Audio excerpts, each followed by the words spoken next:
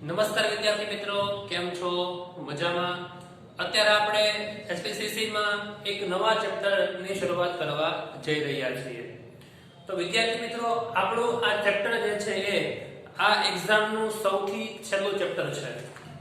આ ચેપ્ટર પછી આપણી ટેક્સ્ટ બુક જે છે એ પૂરી થઈ જાય છે અને આપણો ભાગ 2 જે છે એ આપણે સંપૂર્ણ કોર્સ પ્રમાણે પૂરો કરીશું. તો આ ચેપ્ટરની એક ખાસિયત એવી છે, આ ચેપ્ટરનું મહત્વ એટલે છે કે ભાઈ આ ચેપ્ટરમાં જે છે એ 50% કરતા વધારે કોર્સ જે છે એ બાદ કરી નાખ્યો છે. 50% કરતા વધારે જે છે એ ટોપિક જે છે એ પૂરા કરી દીધા છે. તો આપણે વધીને 2 લેક્ચરમાં આ ટોપિક જે છે એ પૂરો કરી દઈશું. 2 લેક્ચરમાં જે છે આપણે આ ચેપ્ટર પૂરું થઈ જશે. તો ચેપ્ટર કેટલા માર્કમાં પૂછાતું હોય છે? ઓલ ઓફ તો 7 માર્કમાં જે છે આ ચેપ્ટર પૂછાતું હોય છે, જેમાં 1 માર્કનો એમસીક્યુ, વીએસક્યુ, 2 માર્કનો પ્રશ્ન અને 3 માર્કનો પ્રશ્ન. 3 ને 2 5, 5 ને 2 7. તો આ ચેપ્ટરનું મહત્વ આપણે ખાસ 1 માર્કના એમસીક્યુ, વીએસક્યુ માં અને 2 માર્કના પ્રશ્નમાં યાદ રાખવાનો છે.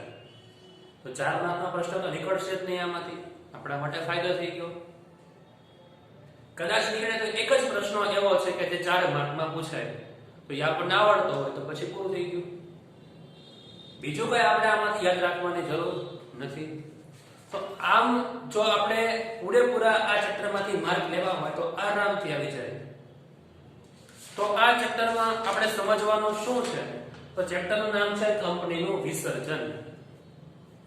કંપનીનું વિસર્જન એટલે શું? પહેલા આપણે એ સમજો. તો આપણે પહેલા પ્રસ્તાવનાથી શરૂ કરીએ છીએ. તમે લોકો સ્ક્રીન ઉપર પહેલા પ્રસ્તાવના જોઈ શકો છો. આપણે સમજીએ.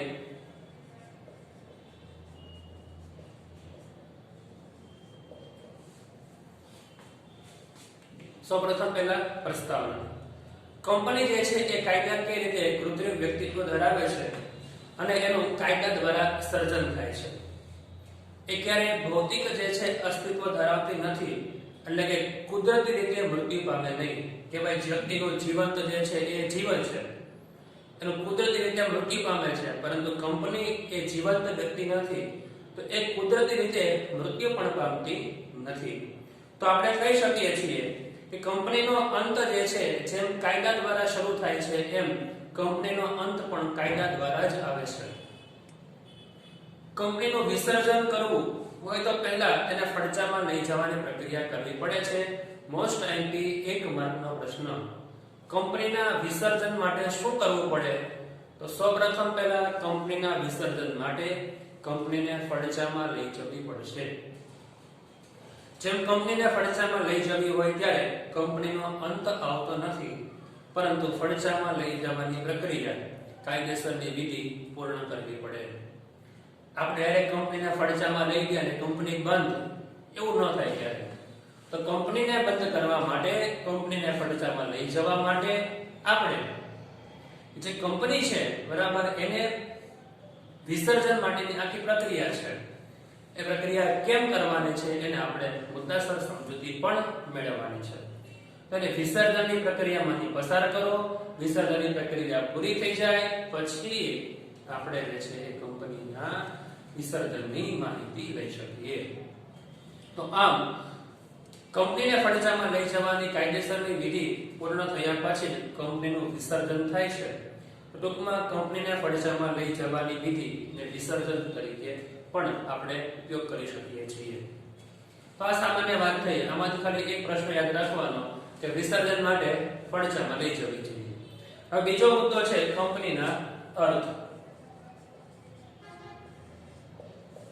તમે જોઈ શકો છો કંપનીનો અર્થ. સામાન્ય અર્થની વાત કરીએ તો કંપનીને ફડચામાં લઈ જવાની પ્રક્રિયા પૂર્ણ થાય એટલે કંપનીનું વિસર્જન થયું ગણાશે. વિસર્જન એટલે શું? કે જ્યારે કંપનીને ફડચામાં લઈ જવાની પ્રક્રિયા પૂરી થાય, શું કીધું? પ્રક્રિયા પૂરી થાય ત્યારે વિસર્જન થાય. જો પ્રક્રિયા પૂરી ન થાય તો કંપનીનું વિસર્જન થયું કહેવાતું નથી. તો એ પ્રક્રિયા કેવી રીતે કરવાની છે, એમાં કઈ કઈ બાબતોની નોંધ કરવાની છે એની પણ આપણે માહિતી મેળવશું. તો એક રીતે કહી શકીએ કે ફડચામાં લઈ જવાની પ્રક્રિયા આપણને ખબર હોવી જોઈએ. એના માટે કોઈ એક ખાસ વ્યક્તિની નિમણૂક કરવી જોઈએ કે જે આ કંપનીને ફડચામાં લઈ જવાની પ્રક્રિયા કરે. આટલું સમજાણું બધાને? હવે ત્યારબાદ વિસર્જન એટલે કંપનીના કાનૂની અસ્તિત્વનો અંત લાવવો. શોર્ટ એન્ડ સ્વીટ, કંપનીના કાનૂની અસ્તિત્વનો અંત લાવવો એટલે વિસર્જન. તો આપણને પણ ખબર છે કંપનીને જે છે એ જન્મ કેવી રીતે થયો છે? તો કાનૂની વ્યક્તિત્વને આધારે. એનું વિસર્જન કેમ થવું જોઈએ? તો કાનૂની વ્યક્તિત્વને આધારે. તો કાનૂની પ્રક્રિયાને આધારે આપણે એનું વિસર્જન કરી શકીએ છીએ. તો વિસર્જન કાયદાકીય કાર્યવાહી મુજબ થવું જોઈએ. જ્યારે કંપનીનું વિસર્જન થાય ત્યારે કાયદાના નિયમ પ્રમાણે જેટલા મુદ્દાઓ કાયદામાં દર્શાવેલા છે એ દરેક બાબતો, દરેક નિયમોનું એમાં પાલન થવું જરૂરી છે. નિયમનું પાલન કર્યા વગર કંપનીમાં જે છે એનું વિસર્જન થઈ શકતું નથી. કંપની ફડચામાં હોય ત્યારે તેનું કાયદાકીય અસ્તિત્વ ચાલુ રહે છે. કંપનીને આપણે ફડચામાં લઈ જઈ એ પ્રક્રિયા પૂરી થઈ પછી વિસર્જન થયું કહેવાશે. પરંતુ હજી પ્રક્રિયા શરૂ છે, તો જ્યાં સુધી પ્રક્રિયા શરૂ છે ત્યાં સુધી કંપની ચાલુ છે એવું કહી શકીએ. હજી એને ફડચામાં લઈ ગયા નથી, એટલે વિસર્જન નથી થયું. આપણે આપણું મકાન બીજા વ્યક્તિને આપીએ છીએ, હજી આપણે આપવા માટે દસ્તાવેજ બનાવીએ છીએ, તો હજી મકાન કોનું છે? તો આપણા નામે છે. દસ્તાવેજ બની ગયા પછી, બધી વિધિ પૂરી થઈ ગયા પછી બીજા વ્યક્તિના નામે કરી શકાય. તો એટલા માટે કહી શકીએ કે જો વિસર્જન કરવું હોય તો વિસર્જન કરવા માટે છે તે વ્યક્તિને આપણે જે છે એ કાર્યવાહીમાં સંપૂર્ણ વિધિ પૂરી થવી જોઈએ. જો સંપૂર્ણ વિધિ પૂરી થાય તો જ વિસર્જન શક્ય બનશે. તો કંપની જે છે એ વિસર્જન માટે કંપનીની મિલકતોનું લિક્વિડેટર જે છે એ કંપનીની મિલકતોનું વેચાણ, લેણાની વસૂલાત કરીને કંપનીના દેવાની ચૂકવણી કરતા જો રકમ વધે તો કંપનીના નિયમન પત્રમાં જણાવેલા સભ્યોને હક પ્રમાણે એને વહેંચવામાં આવશે. અહીંયા શબ્દ આવ્યો લિક્વિડેટર.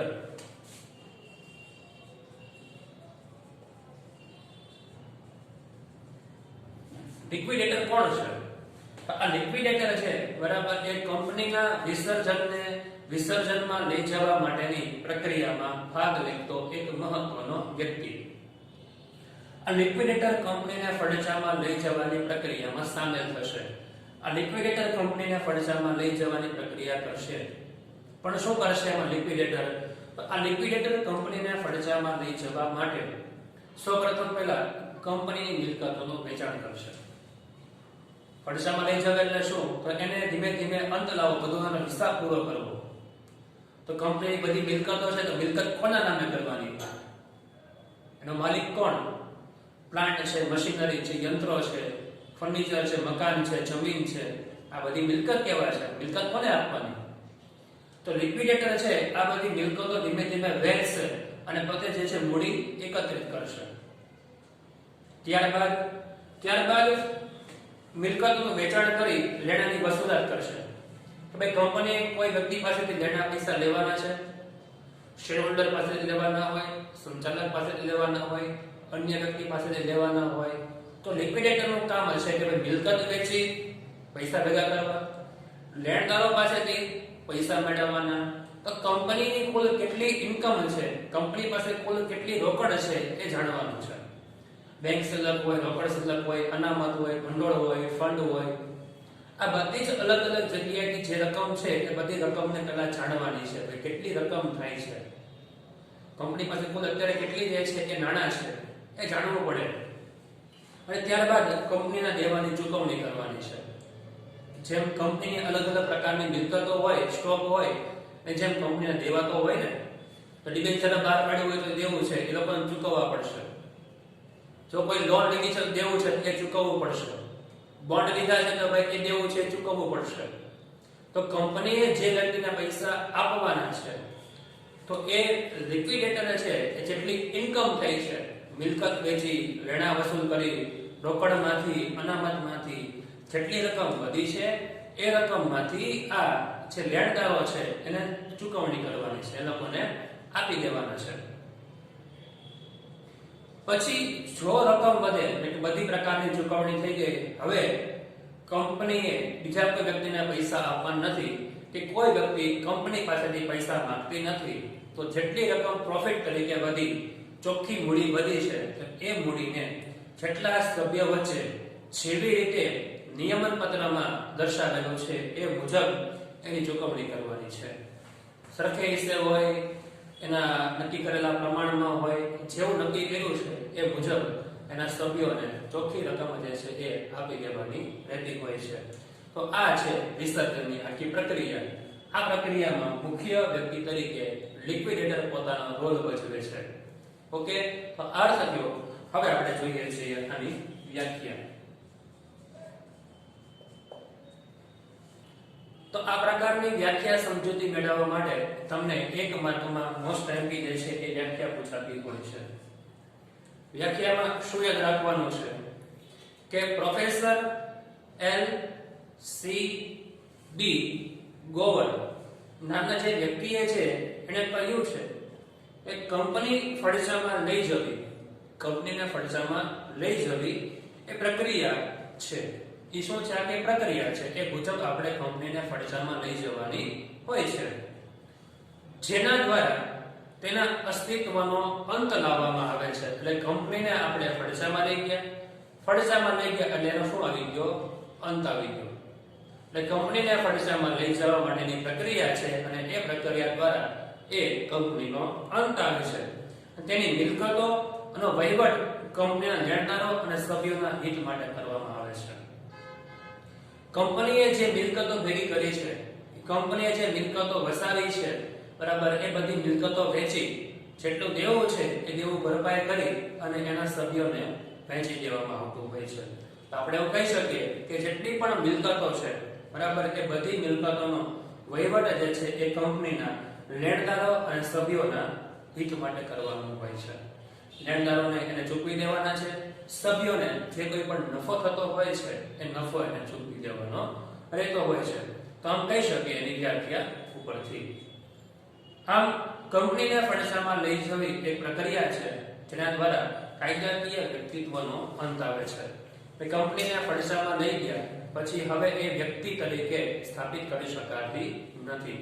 હવે એ કોઈ પ્રકારના કરાર ન કરી શકે, મિલકત ખરીદી શકે નહીં કે મિલકત વેચી શકે નહીં. તો અહીંયા જે છે જે કાયદાકીય કૃત્રિમ વ્યક્તિત્વ તરીકે અસ્તિત્વમાં હતી, હવે એનો અહીંયા અંત આવી જશે. તો કંપનીના વિસર્જનની અગાઉની પ્રક્રિયા એટલે કંપનીને ફડચામાં લઈ જવાની પ્રક્રિયા.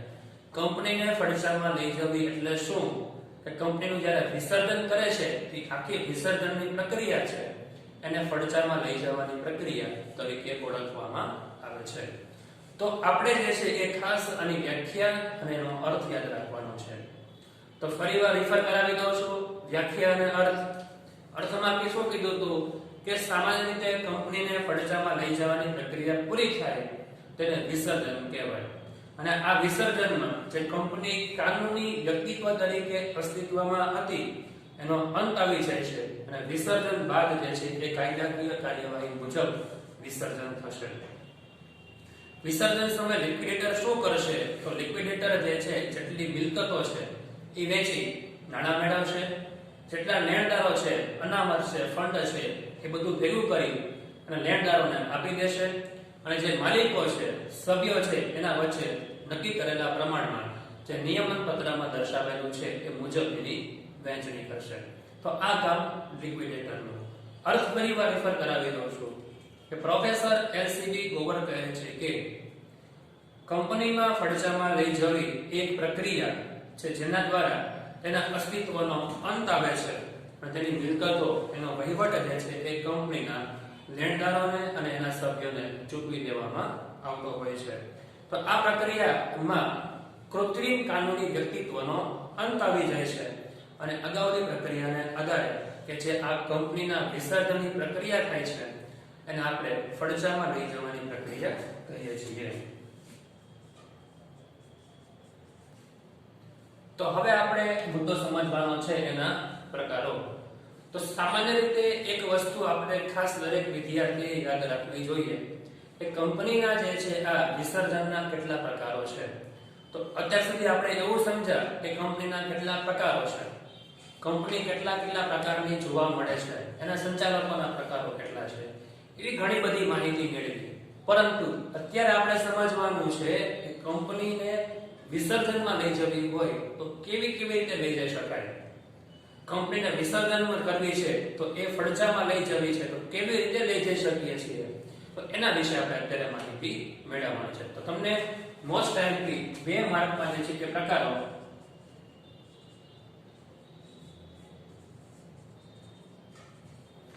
આકૃતિ સ્વરૂપે પૂછાતા હોય છે કે કંપનીને ફડચામાં લઈ જવાના પ્રકાર જણાવો, 2 માર્ક.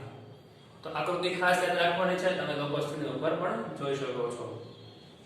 કંપનીનું વિસર્જન કરવું હોય તો કંપનીને સૌપ્રથમ ફડચામાં લઈ જવા માટેની પ્રક્રિયામાંથી પસાર થવું પડે છે. એ કંપની બંધ કરવી છે. ઘણી વખત કંપની જે છે અમુક સમયગાળા માટેની હોય કે ભાઈ કંપની આ પ્રોજેક્ટ મળ્યો છે 10 વર્ષનો, એ પ્રોજેક્ટ પૂરો થાય પછી કંપની એ બંધ કરી દેવાની છે. હવે કંપની બંધ કરવી છે તેના માટે શું કરવું પડશે, તો ભાઈ એ બંધ કરવા માટેની આખી પ્રક્રિયા છે. એ પ્રક્રિયાને ફડચામાં લઈ જવાની પ્રક્રિયા કહેવાય. એની મિલકતો હોય એ વેચવી પડે, યંત્રો સાધન સામગ્રી વેચવા પડે, દેવા ભરપાઈ કરવા પડે, નફાની વહેંચણી કરવી પડે, બરાબર. એવા કેટલા બધી પ્રક્રિયામાંથી પસાર થાય. એ જે આખી પસાર થવાની વિધિ છે એને ફડચામાં લઈ જવાની પ્રક્રિયા કહેવાશે. તો સામાન્ય રીતે કંપનીની આર્થિક પરિસ્થિતિ ખરાબ હોય, દેવું ચૂકવવા માટે અશક્ત હોય ત્યારે, કે ધંધો બંધ હોય કે સમિતિ લેવાનું નક્કી કરવામાં આવે ત્યારે ફડચામાં લઈ જવા માટેના પ્રકારો છે. મોસ્ટ ટાઈમની પ્રશ્ન 1 માર્કમાં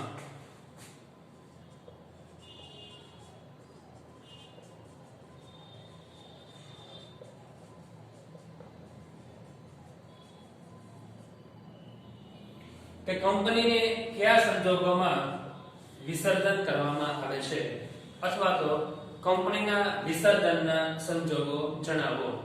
મોસ્ટ ટાઈમલી 1 માર્કમાં કંપનીના વિસર્જનના સંજોગો જણાવો, 1 માર્ક.